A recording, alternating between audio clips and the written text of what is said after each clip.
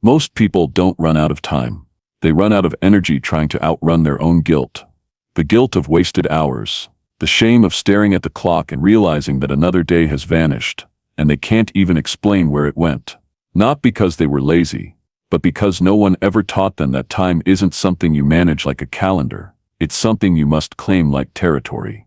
Time has teeth. If you don't anchor your presence in it, it will devour you, quietly, mercilessly. You see, the world rewards those who look busy, not those who move wisely. You were taught to fill your day with noise, check marks, meetings, to-do lists stacked like bricks. But what if I told you the most powerful people you admire don't think in hours or days at all? They operate in decisions, in focus slices, in quiet, brutal clarity. And here's the silent truth they never told you. Time bends around awareness. Neuroscience backs it. When you're fully present in a task, locked in what's called flow state, your brain shifts out of clock time and into task time. Your prefrontal cortex, the part responsible for self-doubt and time tracking, goes dim. You stop watching the minutes and start owning the moment. And in that ownership, you perform like 10 people compressed into one. But most people, they never make it there, because their minds are scattered, trained to chase instead of claim. They start their day with reaction, not ritual. They open their phone before their eyes adjust to light. They respond before they reflect. And by the time the sun sets, they feel like a puppet yanked through someone else's schedule. This is not failure. This is conditioning. But here's where it shifts, and it's going to hurt. You were never meant to manage time. You were meant to command attention, because attention is the currency. Time is the stage. And you've been giving away your attention like it's free, when it's the most expensive thing you own. Want to know why people feel empty after a productive day? Because they spent it ticking boxes instead of building something anchored in their values. And here's the silent weapon they don't teach you in school or in your job. The person who controls the first 10 minutes of their day controls their entire destiny. That's not a motivational quote. That's neuroscience. The reticular activating system, your brain's attention filter, sets its priority cues based on the first stimuli it receives each morning. Feed it chaos, and your day becomes disoriented. Feed it silence, purpose, a carved intention, and your brain will filter everything through that lens, prioritizing what aligns, discarding what distracts. It's not magic, it's mental architecture. So when you're sitting there thinking, why do I feel like I never have enough time? Ask yourself instead, what am I giving my attention to without permission? Because time management isn't a planner. It's not color-coded blocks on a Google Calendar. It's the silent art of energy protection, disguised as ordinary moments, like choosing not to check your phone before speaking to your spouse, like standing still and breathing before responding to an email, like saying no without apologizing, like protecting your mornings like sacred ground, instead of renting them out to the first notification that buzzes. This is the unseen battle, and those who master it, they don't just win days, they reclaim their lives, quietly, powerfully. But there's something even deeper and darker coming. Because managing your time is one thing, rebuilding your identity through it, that's where the war really begins. Time doesn't vanish. You get pulled away from it. There's a secret that people who seem in control know, but they rarely explain. It's not that they have more hours than you. It's that they don't let the world fracture their awareness. They don't live on alert, because here's the raw truth. Every ping, every scroll, every background tab, every anxious thought, they all cost you attention fragments. And the human mind doesn't multitask. It switches. Every switch costs time. Every switch leaks energy. The American Psychological Association calls this task switching cost. Even small interruptions, a text, a glance at email, increase the time it takes to complete a task by 40%. Not only that, they also make you more likely to make mistakes and less likely to return to a deep state of focus. But no one tells you this when you're taught to be available. You were conditioned to believe that responsiveness equals responsibility. So you reply fast. You show up everywhere. You say yes before you've even tasted the moment. And without realizing it, you become a ghost in your own life. Present everywhere, but rooted nowhere. But there's a silent code that high performers, the real ones, not the noisy ones, live by. Focus is sacred. Presence is war. When you control your focus, you control your time, not because you're moving faster, but because you're no longer bleeding it. And the most revolutionary shift, you don't need to speed up, you need to slow down. Yes, In a world that worships hustle, silence is rebellion, stillness is strength, deliberate action is lethal. That woman walking through the subway, unmoved by the rush, she isn't lazy, she's trained. She's trained to stay rooted in herself while the world burns around her. You know why? Because your nervous system remembers chaos.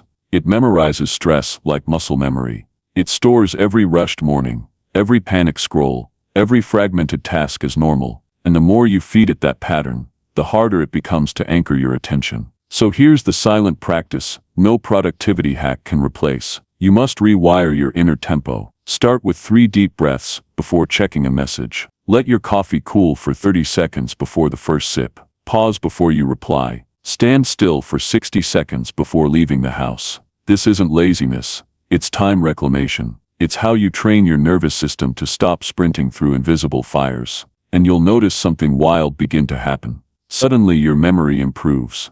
Your thinking sharpens. You remember people's names. You feel what your body needs. Food, rest, even joy, because you're not racing past your own signals. The world will still scream. But you'll be unmoved, because you've built something inside that doesn't need noise to feel alive. This isn't some fantasy. It's neuroscience, focus training, and self-trust, woven into minutes so subtle, the world won't even notice them. But you will, and the people who feel safe around you will, because people sense when you've stopped rushing. They feel it in your words, your eye contact, your stillness. They feel seen, because you're actually there. And just when you start reclaiming your focus, you'll hit the next wall. Because the world isn't just trying to steal your time, it's trying to rewrite your priorities. And that battle, it's where time management becomes a test of identity. You don't lose your day in hours. You lose it in tiny, invisible betrayals of what matters most. And the most dangerous thief of your time isn't the outside world. It's the silent chaos you let run your decisions. The third silent time secret. Most people don't manage time. They manage guilt. You wake up and already feel behind. You open your laptop and the tabs multiply like anxiety spores. You say yes to tasks you didn't choose. Not because they matter, but because saying no feels like confrontation. So your calendar fills with everyone else's priorities. And quietly, in the cracks, your own life disappears. But here's the psychological truth. Humans are wired for cognitive load limits. When you try to hold too many tasks, thoughts, responsibilities at once, your brain enters a stress response. Cortisol rises. Your working memory shrinks. Your capacity for joy collapses under the weight of too much. And then the spiral begins. You procrastinate, not because you're lazy, but because your brain is choking on too many inputs. So you scroll. You clean something random. You chase low-effort wins like checking email. Why? Because they offer micro-rewards.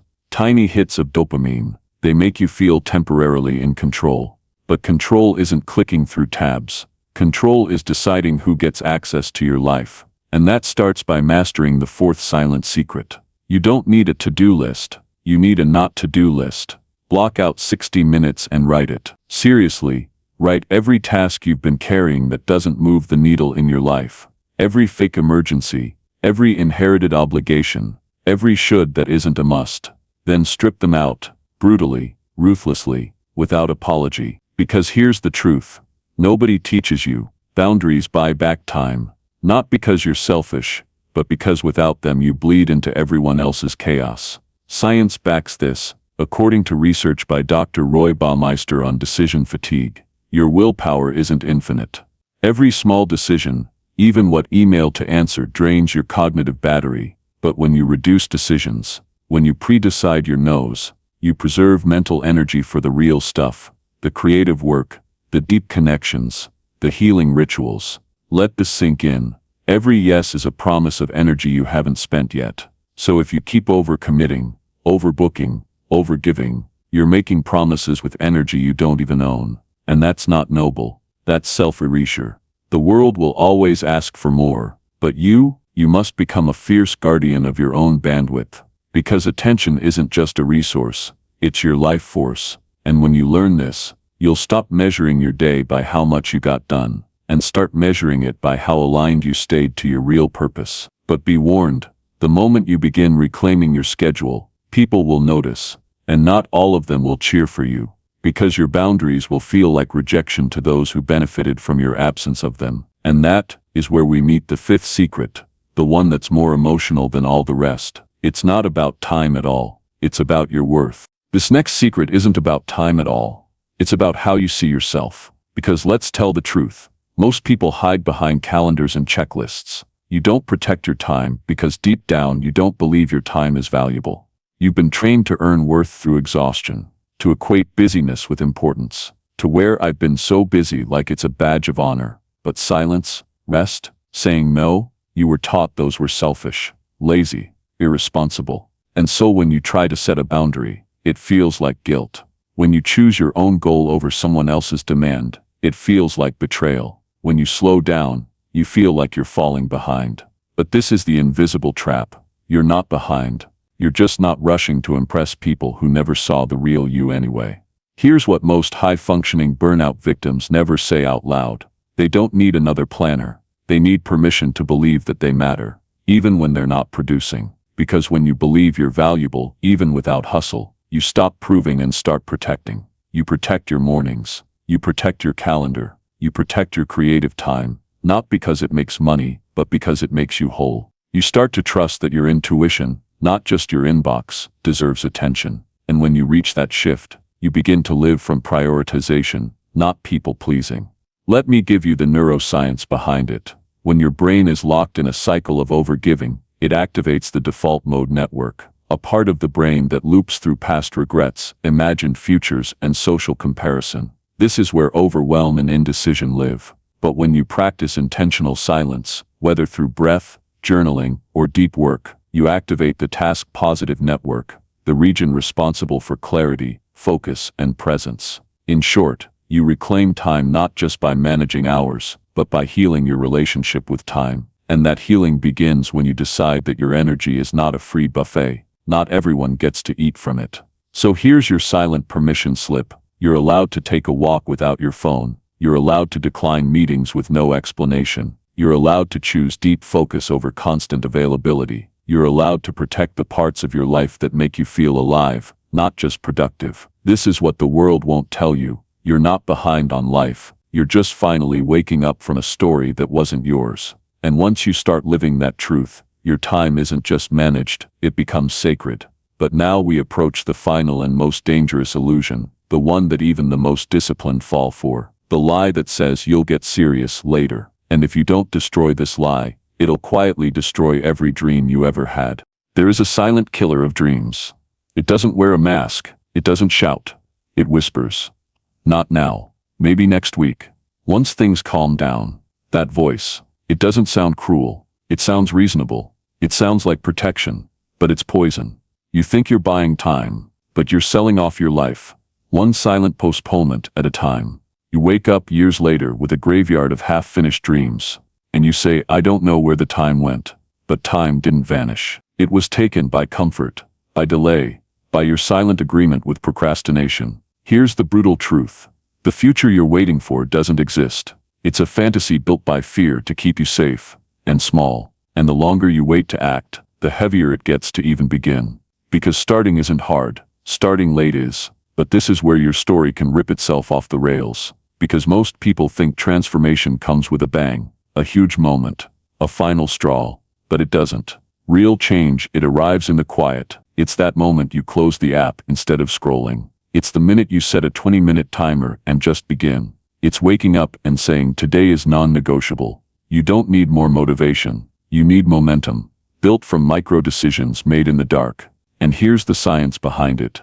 The human brain forms identity through evidence. Each time you do something, even something tiny, your brain says this is who we are now. Not once, not twice, but again and again, until it becomes your truth. So start with one small defiance. Say no to that task that doesn't move your life forward. Block out 1 hour, just for you, not your boss, not your family, not your phone. Create something, anything. Reclaim 5 minutes like they're gold. Because 5 minutes is not just 5 minutes.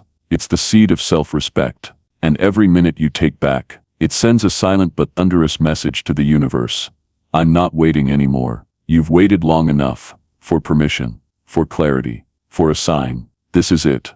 this moment, this second, this quiet decision to take your time back. Because time was never the problem, it was your silence. And now that you've broken it, you're no longer managing time, you're mastering the art of being alive. Let them keep chasing the clock. You've already started living.